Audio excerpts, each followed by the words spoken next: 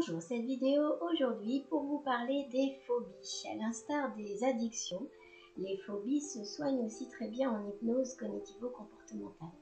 Alors d'abord, qu'est-ce qu'une phobie?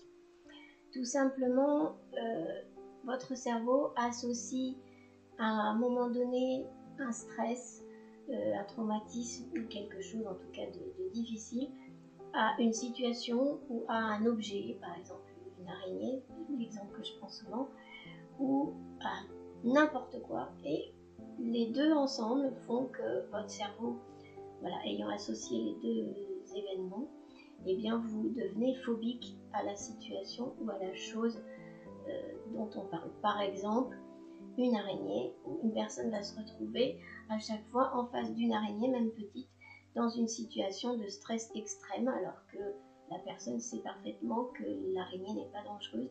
Elle va se retrouver avec des symptômes. Alors quels sont ces symptômes?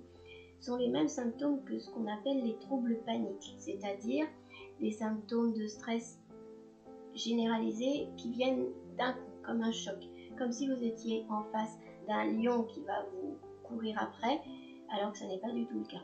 Donc tremblement, sueur, nausée, palpitations, sensation de s'évanouir, tous ces symptômes-là qui viennent normalement dans des situations de danger extrême, viennent dans une situation où il n'y a pas de danger. Donc dans un premier temps, en hypnose, on va travailler justement sur votre cognition pour que votre cerveau réassocie les bonnes choses. Donc il ne voit plus du danger là où il n'y en a pas. Ensuite, on va travailler sur des techniques de désensibilisation pour petit à petit vous réhabituer à cette situation ou à cet objet qui vous fait peur. Et puis aussi des techniques pour enlever le stress, enlever ces symptômes difficiles qui viennent à chaque fois et qui vont se réduire petit à petit. Donc là encore, comme pour les addictions, il faut compter un minimum de 3 séances et parfois plus, ça dépend des personnes, pour se libérer d'une phobie. En effet, les phobies peuvent être très handicapantes, se retrouver comme paralysé devant un petit animal ou devant une situation. Par exemple, certaines personnes n'arrivent plus à sortir dans la rue parce que la foule les terrorise.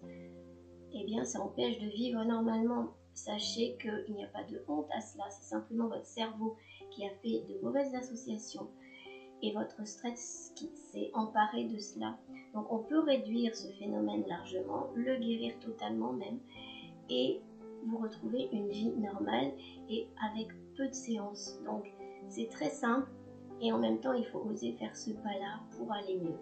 Je vous conseille de prendre contact avec moi si vous avez une phobie ou pour tout autre problème. Les coordonnées sont juste en dessous de la vidéo. À très bientôt.